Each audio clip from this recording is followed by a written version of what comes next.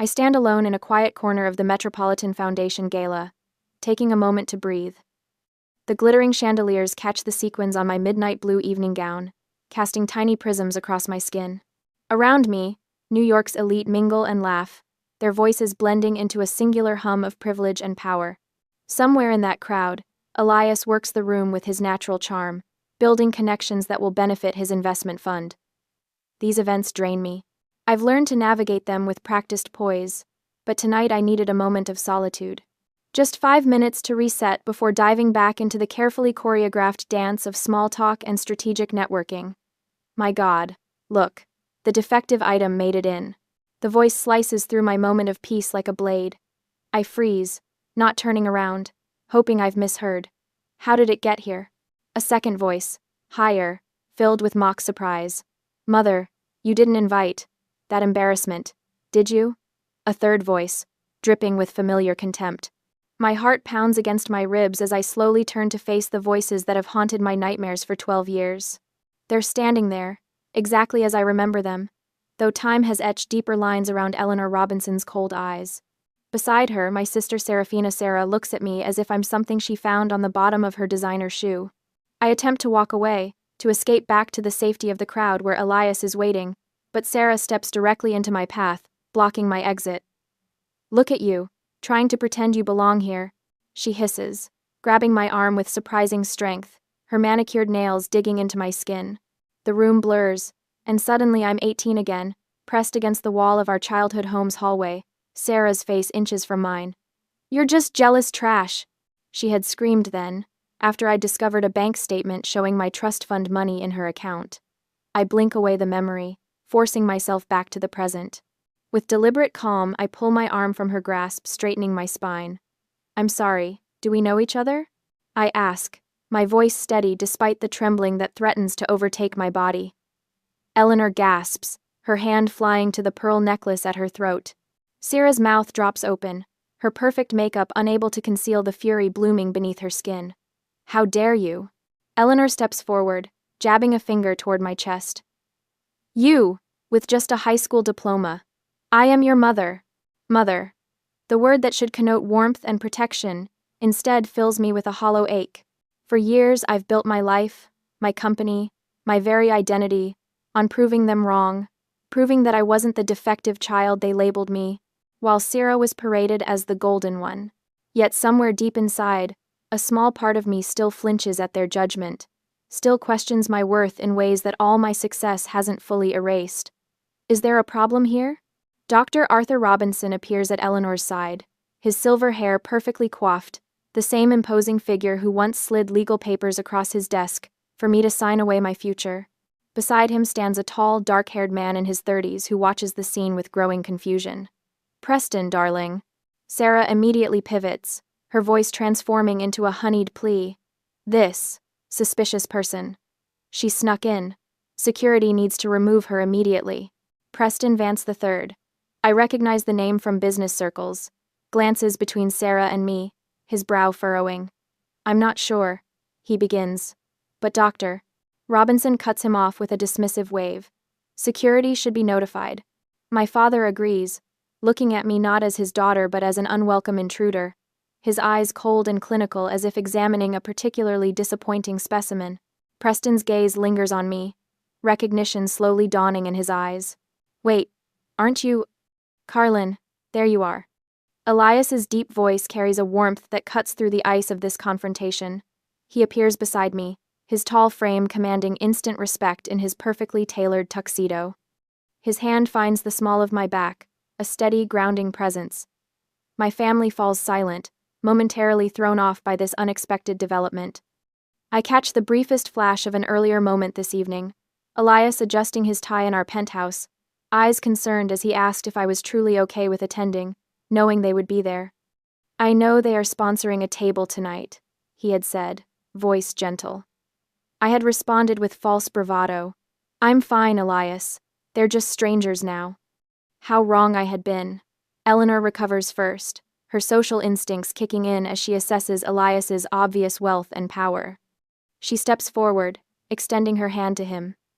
Sir, you don't understand who you're with, she says, her voice dripping with false concern.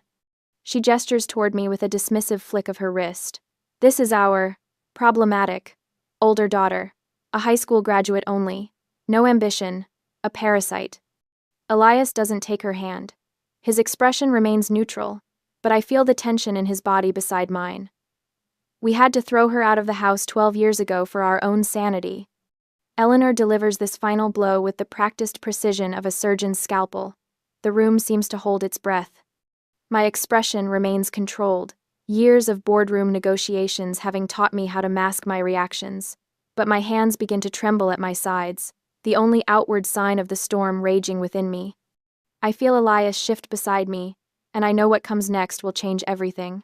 I can't breathe as my father's words echo in my mind.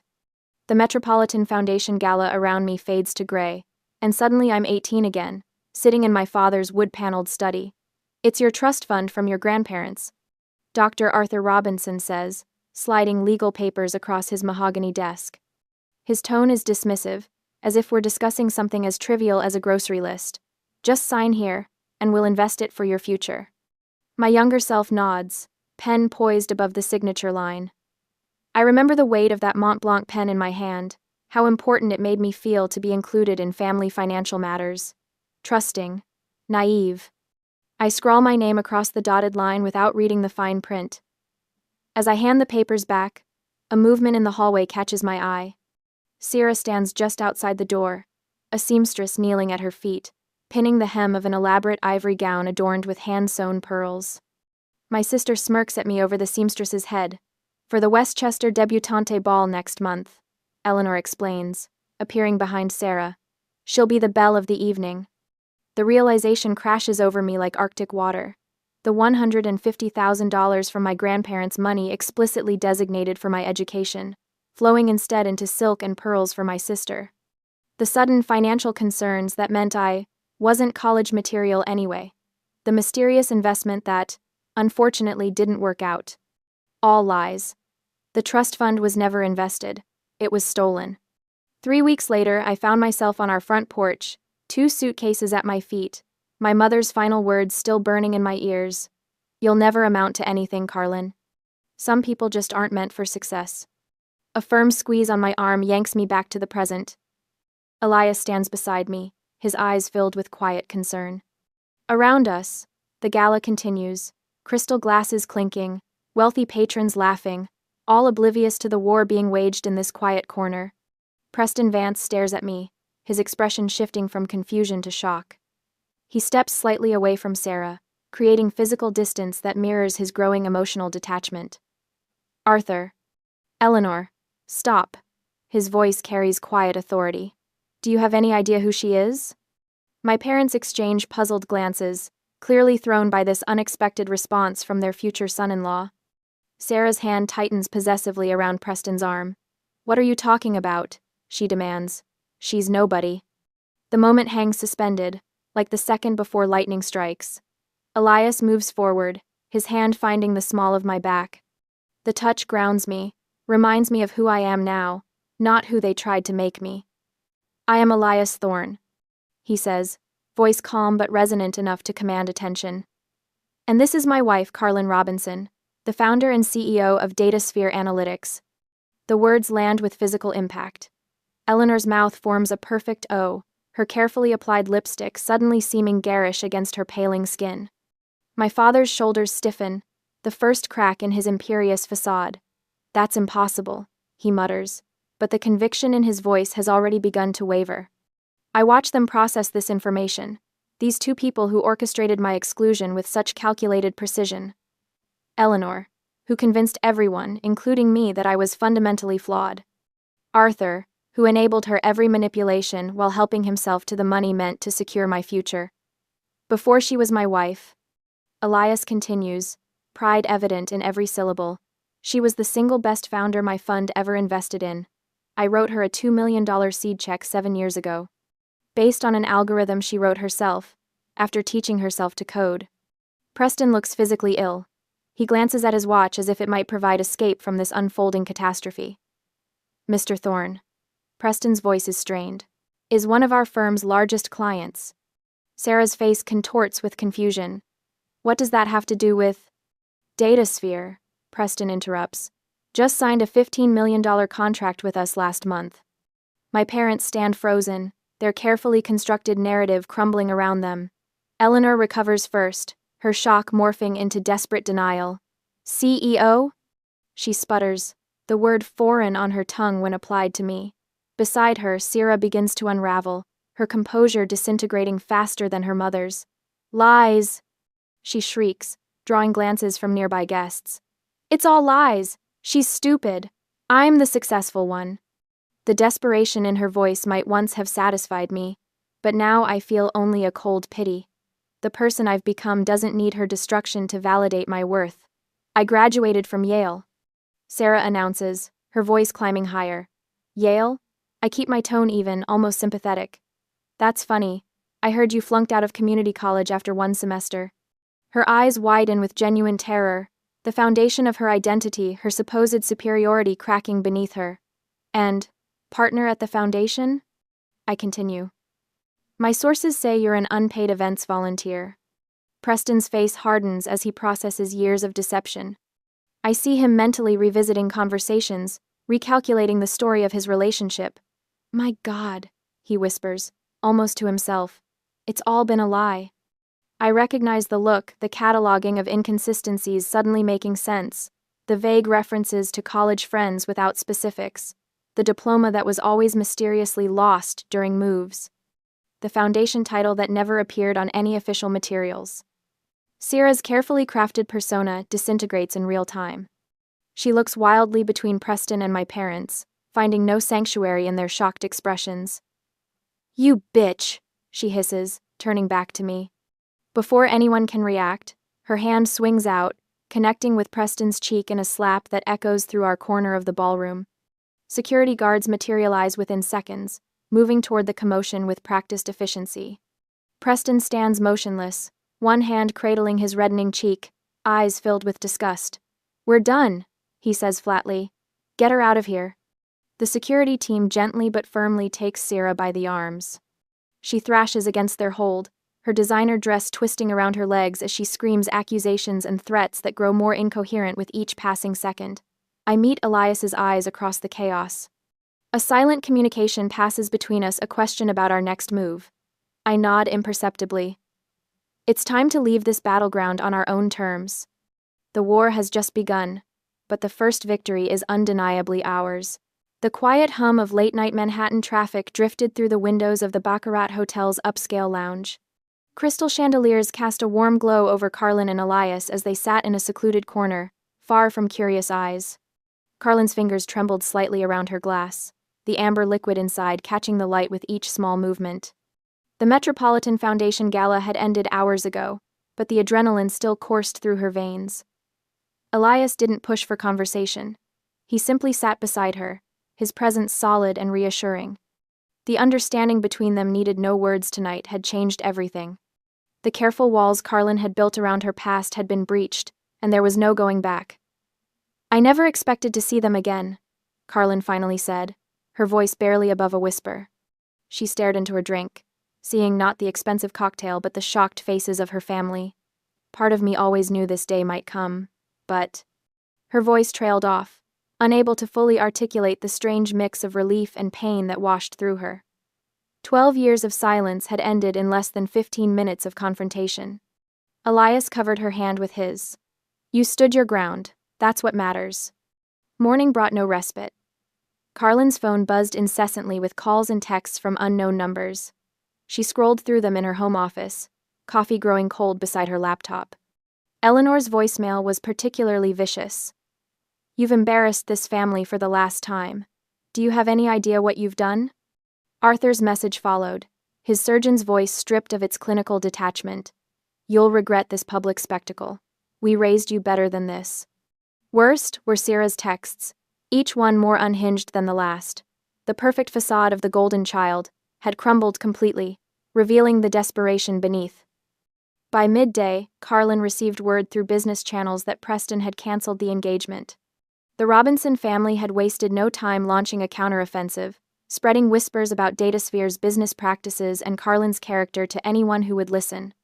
3 days later, Carlin stood in her office at DataSphere headquarters, gazing at the Manhattan skyline through floor-to-ceiling windows. The room was a testament to her success. Awards lined the shelves, patents hung in sleek frames, and team photos captured moments of triumph that no one in her family had bothered to acknowledge. Her eyes drifted to a small frame tucked on a lower shelf. Her high school graduation photo, the one day when her accomplishments should have been celebrated. The image showed her alone in cap and gown, no proud parents or family members beside her. She had taught herself to code that summer, determined that if education was to be denied her, she would find another path. "Mrs. Thorne, your legal team is here," her executive assistant announced, interrupting her thoughts. Carlin turned from the window, squaring her shoulders. "Send them in."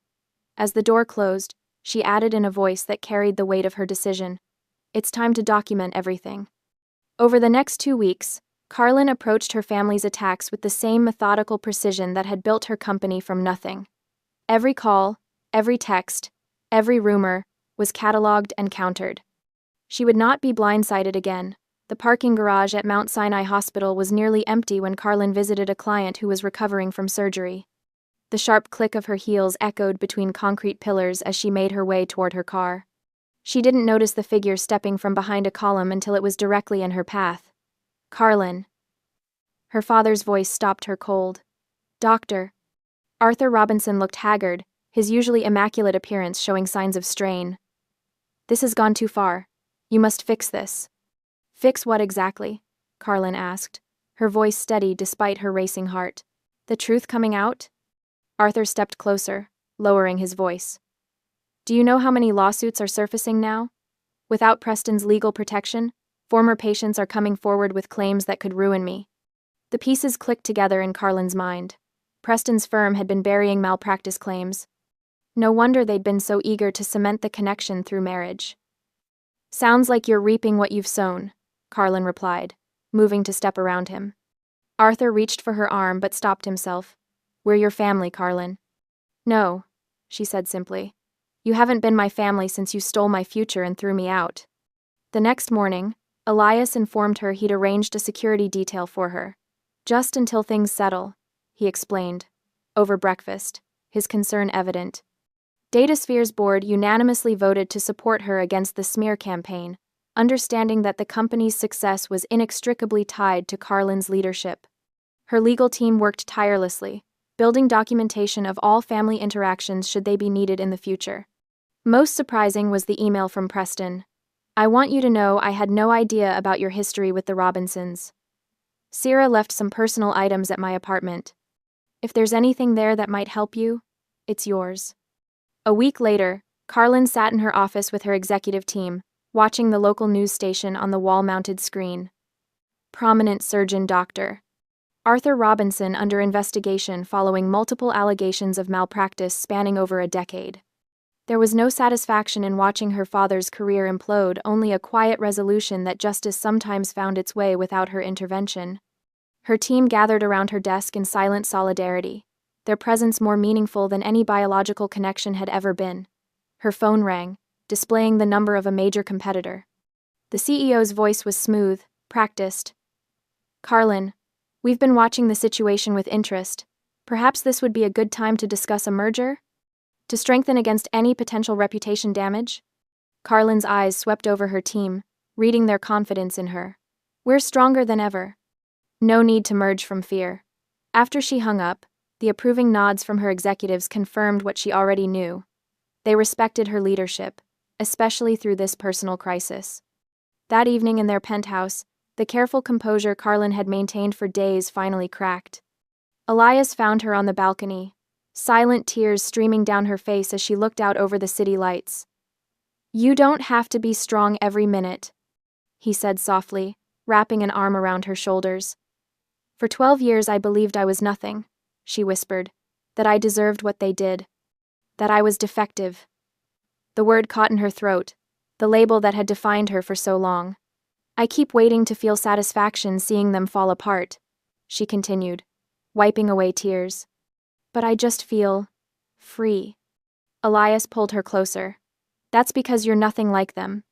The next day, Carlin sat across from a forensic accountant in the conference room, reviewing documents spread across the polished table. Bank statements showed the clear transfer of $150,000 from her trust fund to Serafina's personal account 12 years ago. Beside them lay receipts for Sarah's debutante expenses, totaling the exact amount. This is textbook embezzlement of a trust fund, the lawyer confirmed, tapping the papers. We could press charges immediately. Carlin considered the evidence before her. No, she decided. Let's keep this as our insurance policy. They'll make their next move soon enough.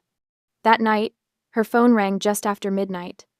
The screen displayed an unknown number, but Carlin knew instantly who it was.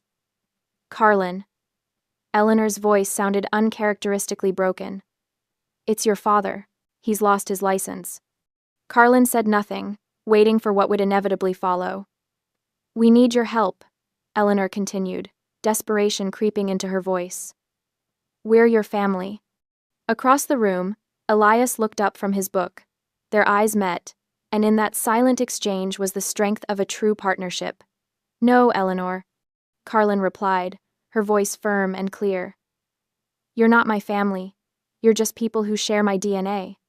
She heard Eleanor's sharp intake of breath before ending the call, cutting the final thread that had bound her to her past. 3 weeks after the gala incident, I sat in the glass-walled conference room of DataSphere's executive floor. Morning sunlight streamed through the windows, illuminating the faces of my leadership team as we reviewed quarterly projections. The analytics division had exceeded targets by 17%, and our newest algorithm was performing better than expected in beta testing. These numbers look promising, I said, making notes on my tablet. Let's discuss scaling the rollout schedule. My assistant, Rachel, appeared in the doorway, her usual composed expression replaced by barely concealed anxiety. She gestured apologetically. Mrs. Thorne, I'm sorry to interrupt, but your lawyer is on the phone. She says it's urgent. Something in her tone made my skin prickle. I nodded to my CFO to continue the presentation and stepped into my office, closing the door behind me. Diane, what's happened? I asked, keeping my voice level despite the apprehension building in my chest. The Robinsons have filed a lawsuit against you, she said without preamble. They're claiming $5 million for elderly support and family obligation. They're citing filial responsibility statutes. The words hit me like a physical blow. Not shock, I'd half expected something like this, but the sheer audacity of their demand. $5 million. After everything they'd done. I took a deep breath, my mind already calculating potential moves and countermoves. Send me the full complaint. I'll clear my afternoon schedule. Are you all right, Carlin? Diane asked, concern evident in her voice. Perfectly fine, I replied, already thinking 3 steps ahead. This isn't unexpected, just disappointing. Within the hour, I had assembled my legal team in the private conference room on the 35th floor. 5 attorneys sat around the table as Diane laid out the details of the Robinson family's claim. They're arguing that as financially successful offspring, you have a legal obligation to support your elderly parents in their time of need, she explained, scrolling through the complaint on her tablet. They've cited your annual income, the value of your company, and even included photos of your penthouse from that architectural magazine spread last year. Jonathan, our lead counsel, frowned as he reviewed the documents. It's a desperate move, but one that could drag on for years if we let it. Even with the flimsiest of legal grounds, the discovery process alone would be invasive and time-consuming. And the publicity? I asked, already anticipating the answer. Potentially damaging, admitted Caroline, our PR director. They've already approached 2 financial news outlets for interviews.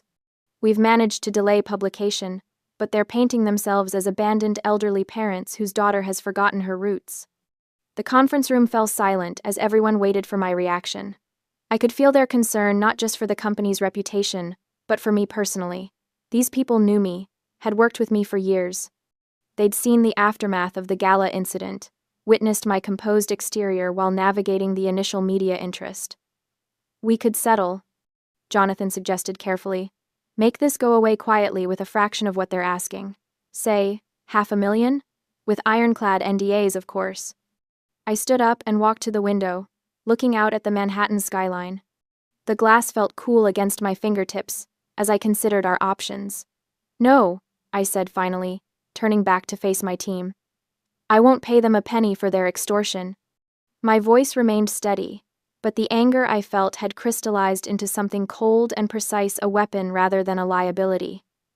Diane, contact Melissa Ross at Forensic Accounting. I need her team ready to work by tomorrow morning. The next day, I met with Melissa and her financial investigator, James Torres, in their downtown office. Spread across the conference table were stacks of documents, bank statements, trust fund paperwork, and legal filings dating back 12 years. We've established a clear paper trail, Melissa explained, arranging the evidence chronologically. When you turned 18, your grandparents' trust fund of $150,000 was placed under your parents' control as trustees. James pointed to several highlighted signatures.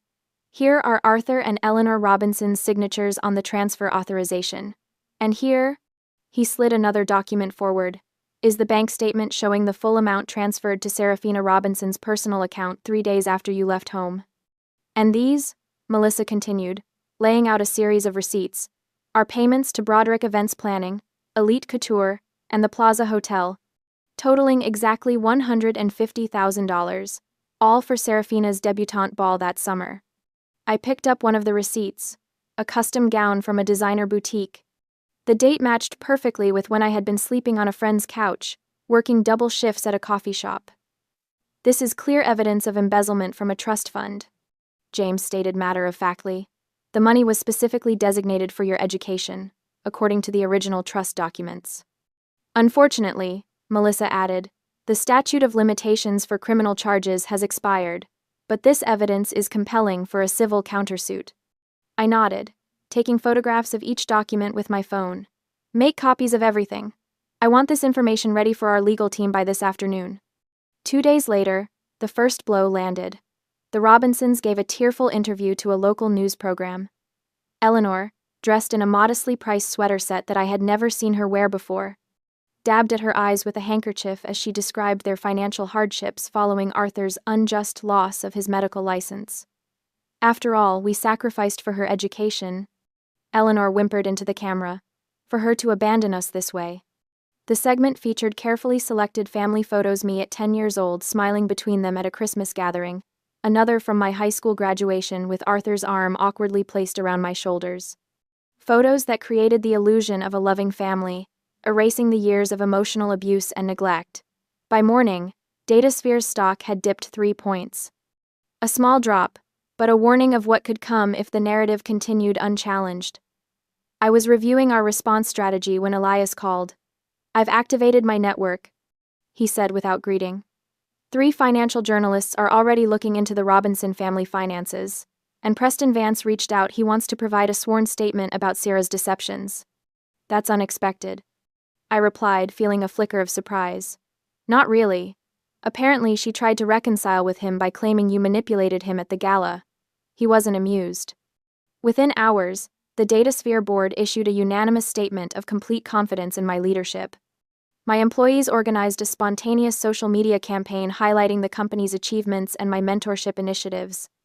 Former teachers and academic advisors began coming forward with their own statements. She succeeded despite them, not because of them. My high school calculus teacher told a technology blog, Carlin built herself from nothing after that family discarded her. The tide was turning, but I knew we needed something more definitive to end this once and for all. That day, Rachel appeared at my door again. There's an elderly woman here to see you. She doesn't have an appointment, but she's quite insistent. Says her name is Margaret Thompson. A.S. The name meant nothing to me, but something in Rachel's expression made me curious. Send her in. Margaret Thompson walked slowly into my office, leaning slightly on a polished wooden cane. She had to be in her 80s, with carefully styled silver hair and alert eyes that assessed me with unexpected sharpness. I'm Margaret Thompson, she said, her voice stronger than her frail appearance suggested. I was your grandmother's best friend for 40 years. My breath caught. My grandparents had died when I was 14. I had few memories of them, just vague impressions of warmth and holiday visits. Please, sit down, I said, indicating the chair across from my desk. She settled herself carefully before continuing. I was the executor of your grandparents' trust fund. I've kept copies of all the original documents. From her handbag, She withdrew a folder of papers, yellowed with age but meticulously preserved in plastic sleeves. "I suspected something wasn't right when I heard you hadn't gone to college," she continued, placing the folder on my desk. "The trust was explicitly created for your education. But I couldn't prove anything without your cooperation, and by the time I tried to find you, you had disappeared." I opened the folder with steady hands. There it was, the original trust stipulations in clear black and white. For the higher education of our granddaughter, Carlin Eleanor Robinson. "I should have done more," Margaret said, regret heavy in her voice. "I'm sorry." By the end of the week, my legal team had filed a countersuit for embezzlement. The media narrative shifted dramatically as evidence of the Robinsons' deception emerged. Former patients of Dr. Robinson began coming forward with accounts of questionable practices now that the protective umbrella of Preston's law firm had been withdrawn. The Robinson family home appeared on real estate listings, priced well below market value for a quick sale. Eleanor's calls to my office came daily, then hourly, all blocked by Rachel's diligent screening. A business contact reported seeing Sarah moving her possessions from her luxury apartment into a modest rental in Queens. Late that night, I sat alone in my office, the lights of the city twinkling beyond the windows. On my desk sat an old photograph I had unearthed from a storage box, me at 10 years old, sitting between Arthur and Eleanor at a rare family dinner, where they had seemed almost proud of me. It was taken before things changed, before Sarah became the focus of all their hopes and ambitions, before I became the defective one. Is this the right path? I whispered to myself, tracing the edge of the photo with my fingertip. The soft click of the door opening made me look up. Elias stood there, his tie loosened, jacket draped over his arm. "Thought I might find you here," he said, crossing the room to sit quietly beside me. He didn't speak, didn't ask questions, just offered his presence as I sorted through my thoughts. "They chose this war, not me," I said finally, setting the photograph face down on the desk. I could feel my strength returning, the momentary doubt washing away under the certainty that I was finally reclaiming what had been taken from me, not just money, but dignity and truth. "Tomorrow we end this," I said, my voice firm with resolve. The next morning, my phone rang just as I stepped out of the shower. Diane's name flashed on the screen. "The judge has ordered mandatory mediation before trial," she said, her tone suggesting this was significant news. Face-to-face confrontation with the Robinson family within the week. "This is actually perfect," Diane continued. "Are you ready to face them?" I looked at my reflection in the bathroom mirror, seeing not the defective daughter they had discarded, but the woman who had built herself into someone they could never have imagined. "I've been ready for 12 years, I replied. Elias appeared behind me, meeting my eyes in the mirror. He reached for my hand, giving it a gentle squeeze of solidarity as we prepared for the final confrontation. On the confrontation day, I sit perfectly still in the sterile, windowless mediation room, my back straight and eyes forward. The fluorescent lights cast a harsh glow over the conference table, where my parents await my arrival. They look like strangers now, haggard shadows of the polished figures who once commanded respect in every room they entered. Eleanor fidgets with the cuff of her cheap suit jacket, a far cry from the designer labels she once wore like armor. Beside her, Arthur hunches forward, the once proud surgeon now diminished, his eyes fixed on the scratched surface of the conference table. Their lawyer, a nervous man with thinning hair and ill-fitting clothes, shuffles papers without purpose, clearly out of his depth. When Elias and I enter with my legal team, the shift in power is palpable. My Armani suit feels like battle armor as I take my seat across from them, my expression revealing nothing of the storm of emotions churning beneath my composed exterior. "Carlin, darling." Eleanor extends her hand toward me, her voice softening into the maternal tone she reserves for public performances. "Can't we talk as family? This has all gone too far." "This has gone far enough, Carlin," Arthur adds, his voice attempting to summon the authoritative tone he once used to silence me at the dinner table. The effect is hollow now, like an actor who's forgotten his lines. Their lawyer clears his throat. "Miss Robinson, surely you understand the importance of family loyalty. There's been a misunderstanding about the trust fund. Your parents have always wanted what's best for you. After all we've done for you," Eleanor adds, her eyes glistening with tears, I recognize as manufactured. I've seen this performance before. I remain silent, watching as they reveal their desperation with every word. Elias sits beside me, his steady presence anchoring me against the undertow of old conditioning that threatens to pull me back into doubt. The Robinsons' lawyer straightens his crooked tie and pushes a document forward. We're asking for $5 million in support under filial responsibility laws. Your parents are experiencing financial hardship, and as their daughter, you have a legal obligation to provide care. His voice gains confidence as he continues. This process could drag on for years, Miss Robinson. The media attention alone could damage your company's reputation irreparably. He leans forward, lowering his voice. This will follow you forever unless you settle. The room falls silent as all eyes turn to me. I feel Elias's hand brush mine under the table, a reminder that I am not alone this time. My lawyer, a silver-haired woman with razor-sharp eyes, places a single manila folder on the table. The sound of it sliding across the polished surface seems to echo in the tense silence. Mr. and Mrs. Robinson, she begins, her voice calm and measured. You are suing for parental support. However, we have here the financial records for the $150,000 trust fund left for Carlin's education. She opens the folder and slides several bank statements across the table. These statements show the full amount was liquidated and transferred to Miss Serafina Robinson's personal account. Arthur's face pales as she continues. The transfer occurred exactly 3 days after Carlin was forced from your home. My lawyer taps a fingernail against the date highlighted in yellow. And, according to these receipts, the purpose appears to have been to pay for what appears to be a debutante ball. The door opens, and Margaret Thompson walks in, her silver hair pulled back in a neat bun. At 78, she carries herself with quiet dignity, clutching a leather portfolio to her chest. This is Margaret Thompson, my lawyer announces. She was the executor of the trust established by Carlin's grandparents. Margaret opens her portfolio and produces the original trust documents. These stipulate that the funds were exclusively for Carlin's education, she explains, her voice steady despite her age. My lawyer continues the assault, placing more documents on the table. Fraudulent transfer papers bearing Arthur and Eleanor's signatures. Receipts from vendors for the debutante ball that match the exact amount of my trust fund.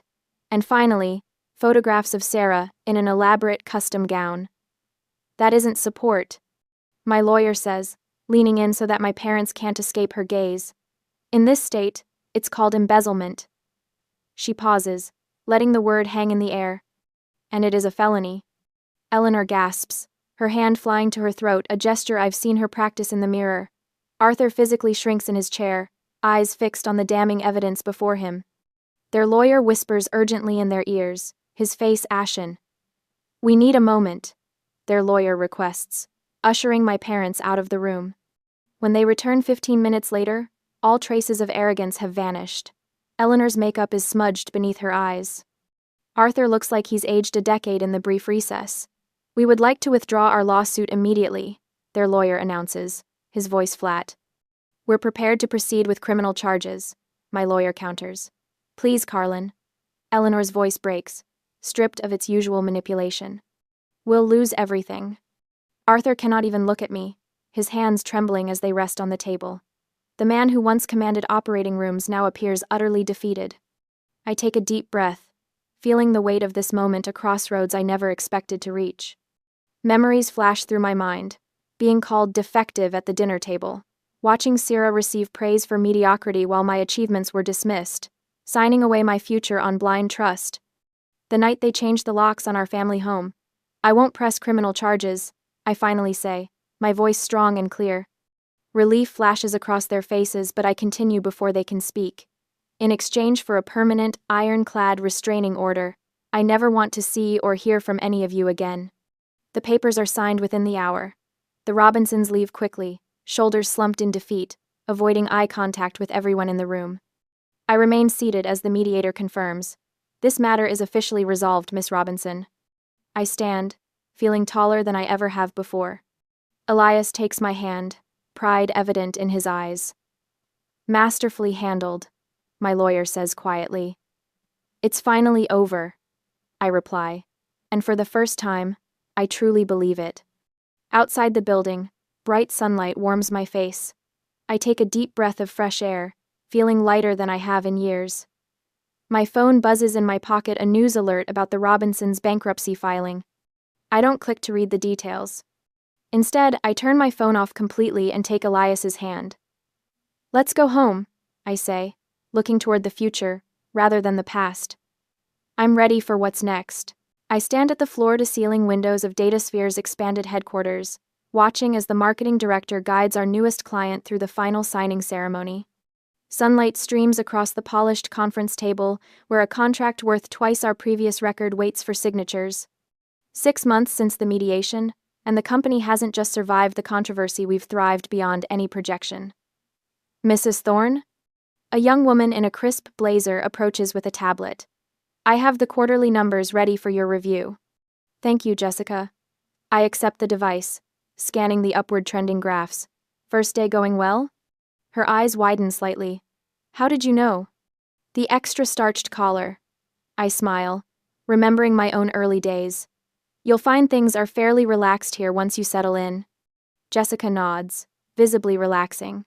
I was nervous, especially working directly with the founder. My professor used your algorithm as a case study last semester. I noticed the absence in her words, no reference to tabloid stories, no hint of recognition about the Robinson scandal. To her, I'm simply the CEO who built something remarkable. The defective label that once clung to me like a second skin has no power here. If you have questions about the development path, my door is open. I tell her. We have a mentorship program for new programmers that might interest you. I'd love that. Thank you. As she walks away, I catch sight of Elias through the glass walls of my office, leaning against my desk with a small wrapped package. He spots me and raises an eyebrow. Later that afternoon, I decline an invitation from the Business Leaders Council while sorting through emails. You know, they'd love to have you speak at the spring symposium. My assistant remarks. Huge exposure. I appreciate the opportunity, but I'll pass. I close the email with a single click. Because the Robinsons might attend? She asks, then immediately looks apologetic. Sorry, that was unprofessional. No, it's a fair question. I lean back in my chair. Some bridges should remain burned. It's not about fear, it's about boundaries. I don't need to share oxygen with people who tried to destroy me. My phone buzzes with a message from Elias. Still on for tonight? 7 p.m. sharp. I smile, responding with a simple, wouldn't miss it. The restaurant's private dining room glows with candlelight when I arrive that evening. Instead of just Elias, I found a small gathering, my chief technology officer, Marcus, Jessica, from legal, and 3 others, who stood firmly beside me during the lawsuit. Surprise, Elias says, taking my hand. 1 year since DataSphere's biggest contract signing. Seemed worth celebrating. Marcus raises his glass. To Carlin, who taught us all that family isn't always about blood. It's about who shows up, Jessica adds. Their faces reflect back what I've built, not just a company, but connections based on respect rather than obligation. The warmth in the room feels nothing like the cold formality of Robinson family gatherings. I'm grateful to each of you. I say, my voice steady. You saw value where others saw deficiency. After dinner, Marcus pulls me aside. The Scholarship Foundation paperwork is finalized. First disbursements go out next semester. The DataSphere Educational Trust, my answer to the trust fund that was stolen from me. 5 full rides annually for disadvantaged students without family support, with personal mentoring included.